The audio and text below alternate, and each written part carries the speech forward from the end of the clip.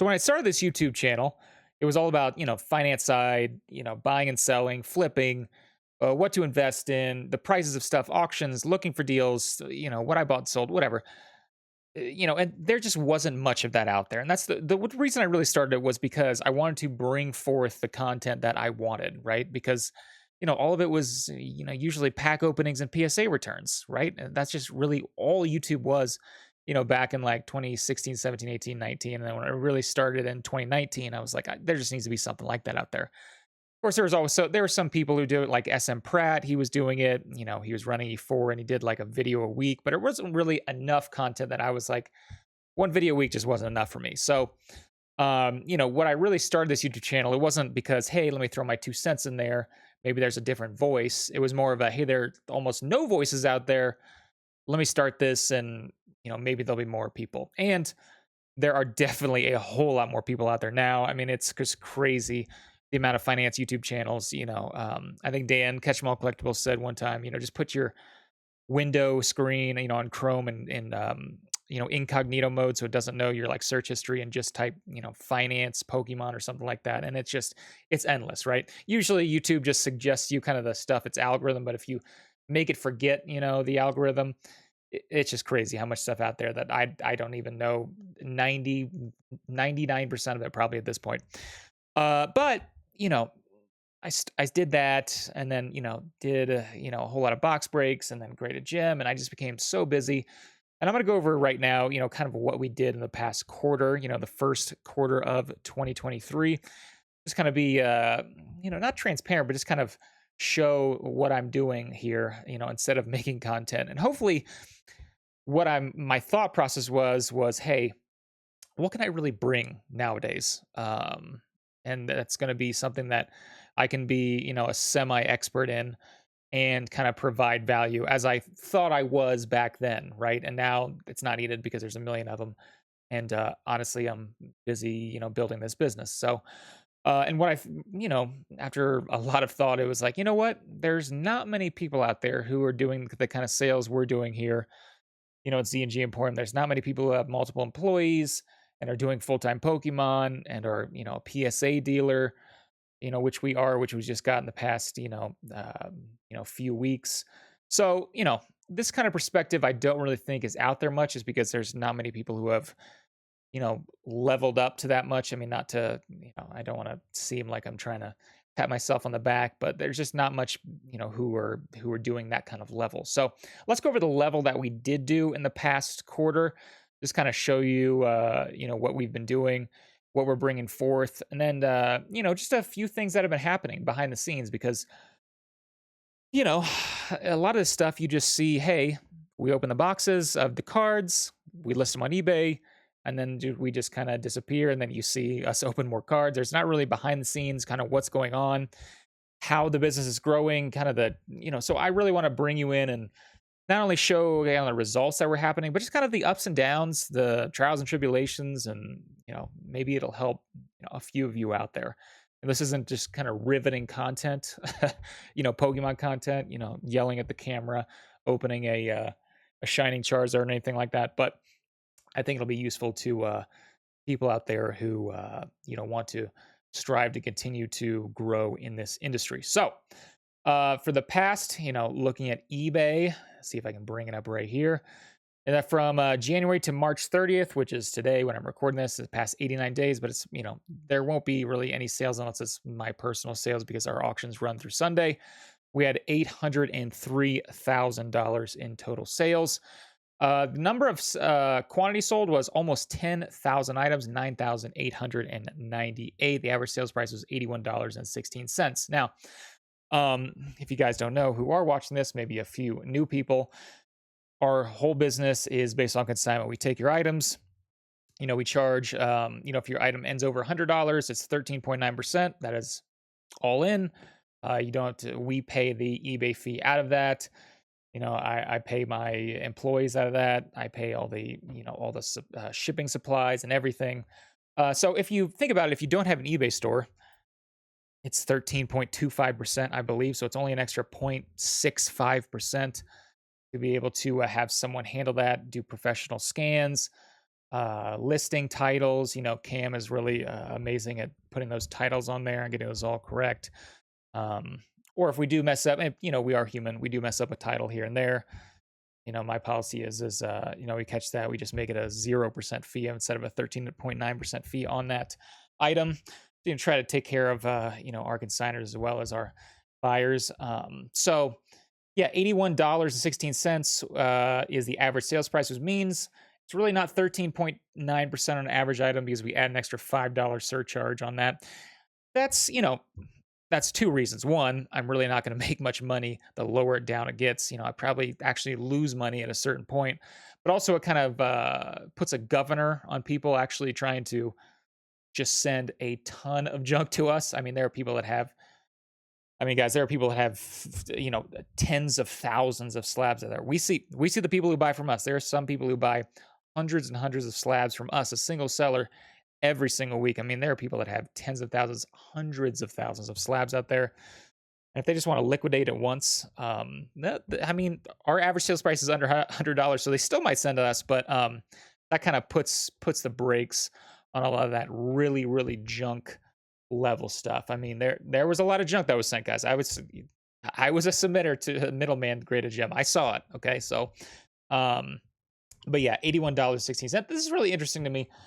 There were 3,657 total buyers. That doesn't really seem like that many, does it? For almost, 800,000. Approaching probably $1 million here in the next month.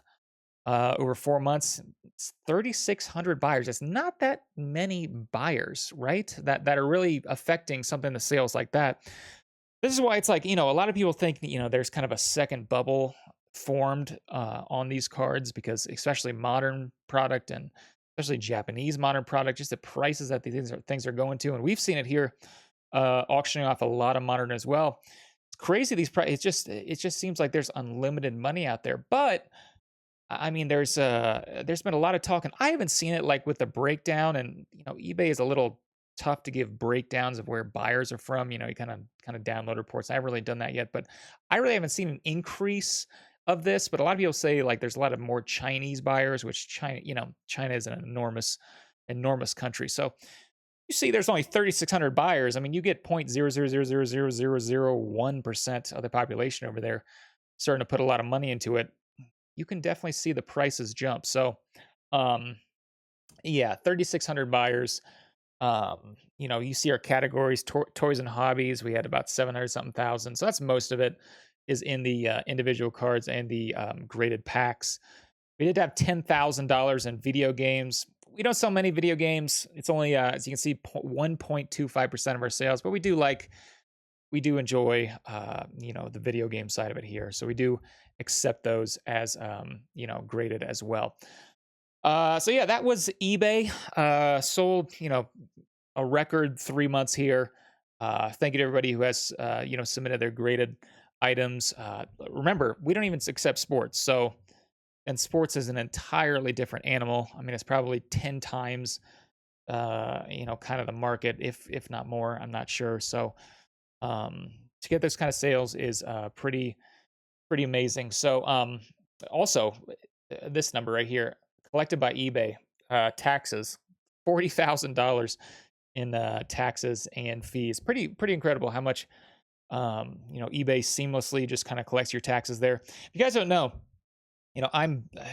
when you start out a business, it's like, hey, taxes, sure, I'll just put that little number there on, I can't remember what form it is when you're a sole proprietor, but as you get bigger, as you start selling, almost $1 million in, 3 months, really have to take taxes seriously. So, I have a CPA and does all the kind of, income taxes and everything to do with there. But a lot of people don't even realize sales tax, right? And eBay collects, they have all the districts and they collect the sales tax. That's part of their fee, right? And you don't really realize, a lot of people, let's be serious. A lot of people out here don't even kind of report a lot of their actual income taxes to the IRS, especially if they're under that threshold. They should, but they don't. And especially don't even think about sales tax, right? You just go to, like a freaking Collecticon. Is anybody collecting sales tax there on their, if it's like $120 slab, it's like, I'll pay 120. It's like, all right, are they charging you sales tax? Most likely not. So I am very well aware of that. And that's why I just sell everything through eBay, because that is something that I just don't want to mess with, and they deal with that. So that is really good. Other revenue streams, probably the second biggest is, well, our new program is actually sending your cars to us. We are an official PSA dealer. Haven't updated us on their actual PSA dealer directory website yet, but I did have an orientation with PSA. And yeah, so we are an official dealer with them, which means we can get preferred pricing with them, which means we can accept your cards at exactly the rate that PSA would charge. So, we accepted in the past 2 weeks, which we started the soft launch program, 1,041 items. It was pretty impressive. I mean, I kind of just talked about it on a random video, haven't put it on any website, haven't put it on Instagram, haven't really put a big kind of sales push. But 1,041 items in 2 weeks. If you guys don't know, you can just send your cards to us. We will get them graded for the exact price that PSA charges at the lowest tier. And then once they come back to us, then we'll consign it and sell it on eBay. So it saves you money. It saves you time, because it does take a while to input these cards, especially if you have really weird cards. That when we get like a WotC submission there, it's like, oh, this is so easy. It's so easy. Or even modern cards, it's so easy. Modern cards, sometimes if they're full arts, you have to put the number of the card in FA and it doesn't come up. You have to put full art. Sometimes you put full art and it doesn't come up. You have to put FA, and it's a little more complicated, but WotC is super. But then when you get these weird cards that people like to submit, and you have to just figure out exactly where it is in the registry.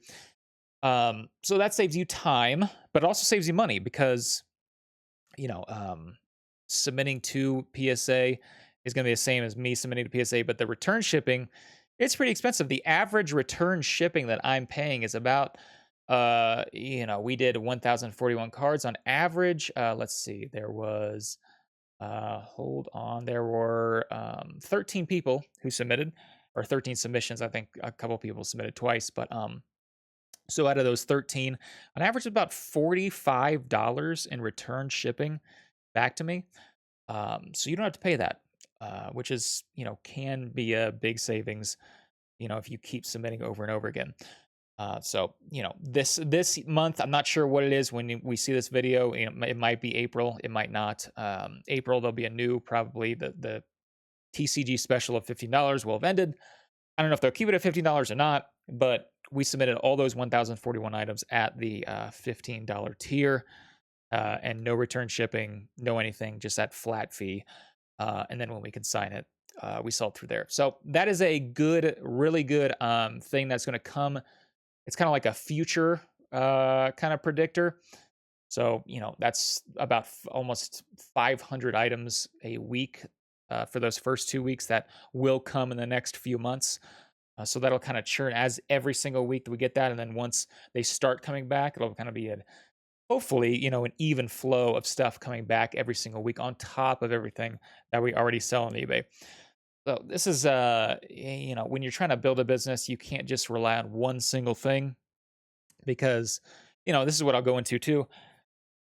There'll be weeks that it'll be lower. This week, it was kind of a little bit of a struggle, because, it was a pretty low week in terms of the amount of people that actually submitted. I mean, not really in total term. We still had about, 600 items, which would kind of average about 900 a week. It was kind of a decent amount of, drop, but we also got 500 cards to submit to PSA that will come to us at the end. So, it balances out the people who want a little extra service on that end, and it'll kind of, pad us in the future.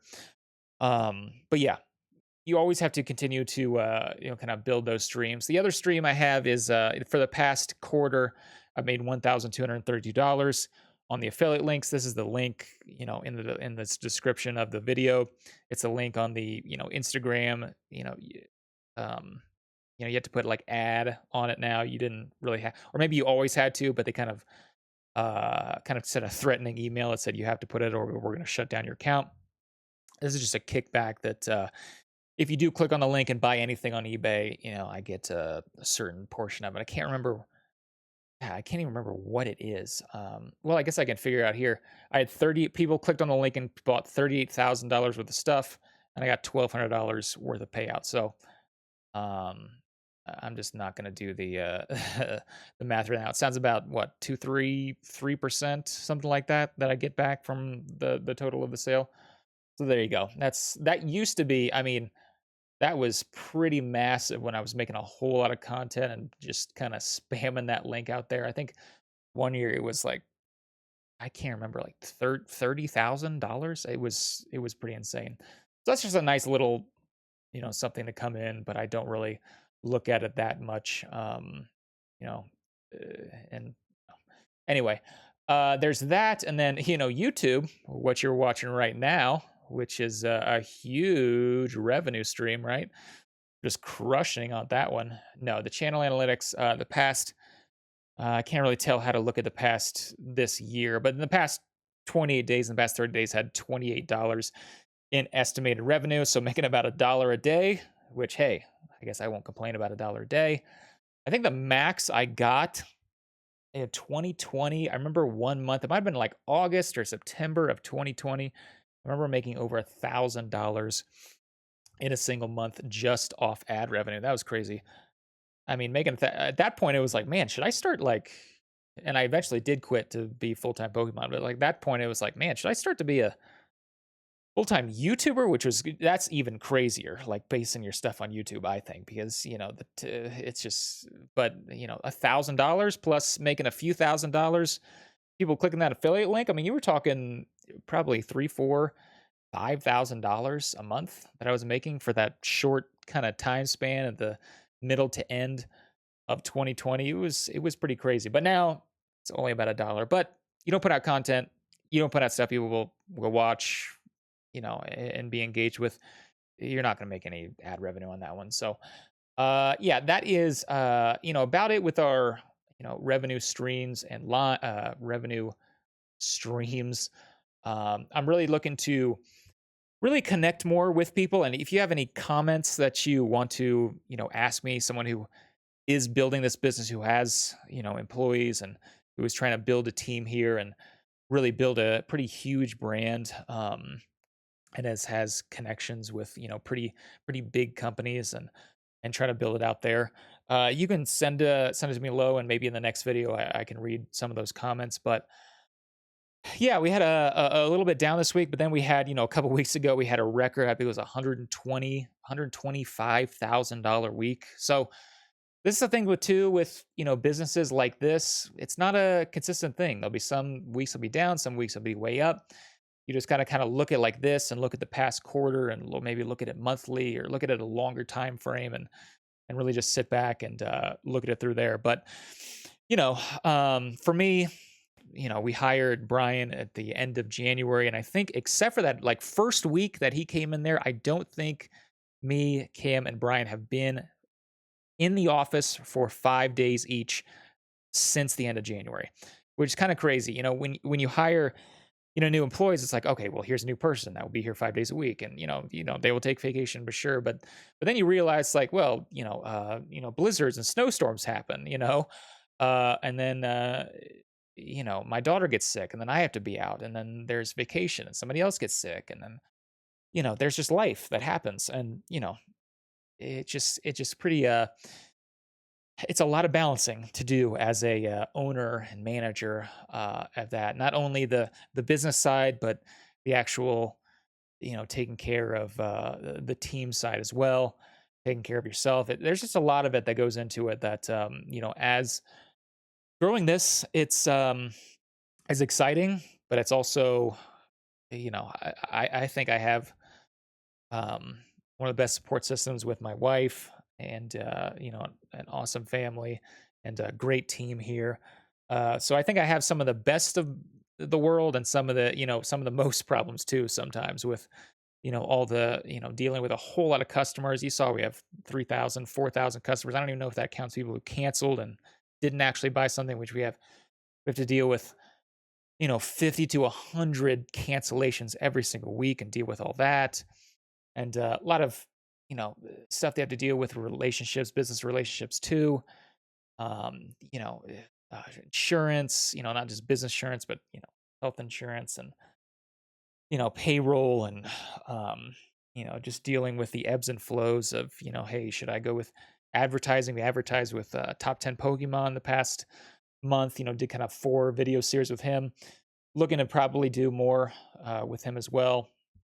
It's like, how much should I post on Instagram? At the same time, scaling is something that, deal with. It's like, I mean, there are a lot of levers we can pull, if it starts to get, where it's like, oh, wow, we only have 100 submissions this week or 100 cards, that's why we built out this consignment plus where you take your PSA cards, but we also have a lever of pulling, hey, do we want to do buy it nows?